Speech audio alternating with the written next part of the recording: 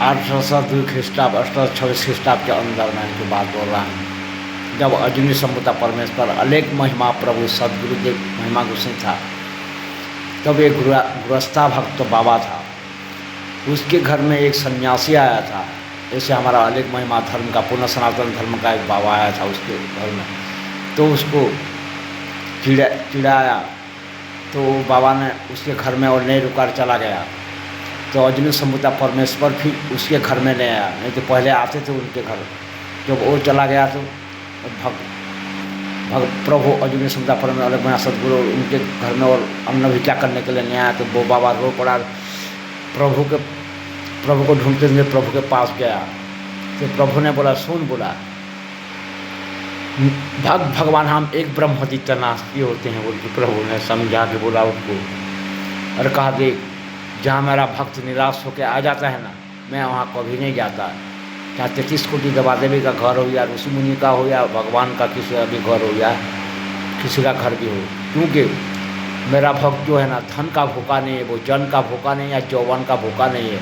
वो सिर्फ मेरा रोल प्रदर्शन पालन करने के लिए ही मर्त्य मंडल में आता है और दूसरे को सिखाता है। कोई अजरमर विद्या सिखाता है, ब्रह्म विद्या आत्म विद्या जिसे कहा जाता है।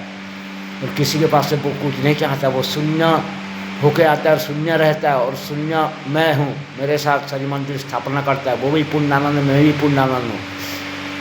और जब वो किसी के घर में जाता है तो उसको भाव प्रेम से जो देता है वो ग्रहण करता है। वो तुम्हारे साथ कोई कुछ भी नहीं चाहता, उससे तुमने लांछना लगा, उसे भगा दिया, उसे तड़ना क्या, इसलिए मैं तेरे घर नहीं जाता।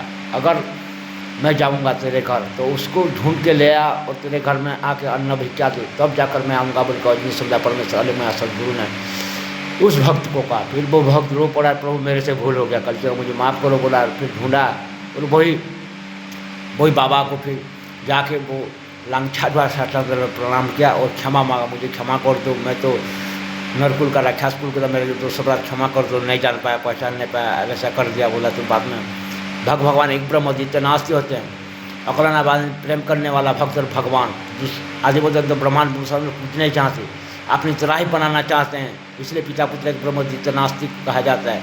फिर वो भी क्षमा का सागर है, प्रभु के क्षमा का सागर के पास में रहता है वो भी भक्त भी क्षमा का सागर है। फिर उसको क्षमा कर दिया, बोला चलो कोई बात नहीं, गलतियाँ तो सब में होता है, लेकिन ऐसे गलती कोई मत करना किसी के साथ में, क्योंकि सबसे बड़ा महापाप ये होता है।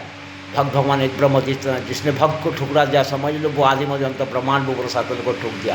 और जितना बड़ा पद होता है ना, उतना बड़ा दंड मिलता है बोल के उसने कहा, और उतना बड़ा क्षमा भी मिलता है, जितना बड़ा वो माफ़ी मांगता है बोल के उसे फिर क्षमा कर दिया। इसलिए कहता हूँ किसी भी साधु संत भगवाचार्य सदगुरुदेव को मेरे सबको प्रार्थना है, ये आदि मजंत ब्रह्मांड सातन को किसी को निराश करके मैं भेजूँ, क्योंकि वो लोग तुम्हारे से ये दुनिया का सब संपत्ति नहीं चाहते, या तुम्हारा जन्म नहीं चाहते, यौवन नहीं चाहते। वो लोग उसका भूखा नहीं है, वो तो सिर्फ प्रभु का रिलेशन पालन करने का भी भूखा है, भाव प्रेम का भूखा, कुछ नहीं चाहते। इसलिए भगवान एक ब्रह्मदित्य नास्तिक कहा जाता है। भक्त भी जो है, भगवान भी वो है, प्रभु ने उनको अधिकार दिया है। ये बात को समझ लो, किसी भी शासक भगवाचार्य सदी को निराश मत करो, वरना तुम तो हाथ खो बैठोगे। ऐसे ही बारम्बार नहीं तो जन्म मृत्यु लेने वाला बनना पड़ेगा, दुख प्रेरणा पाने वाला देने वाला बनना पड़ेगा। इसलिए तो कहा गया है, सदगुरु बिन भव नहीं तर सकना कोई, चाहे ब्रह्मा हो या विष्णु शंकर सम हो बोल के कहा गया है। चाहे ब्रह्मा भी धरती पे आएंगे या विष्णु भी आएंगे या शिव भी आएंगे, तो भी वो भक्त के बिना कभी भी ये संसार सागर से पार नहीं हो पाएंगे। ये अजूनी संभुता परमेश्वर अलेख महिमा सदगुरु का आज्ञा है।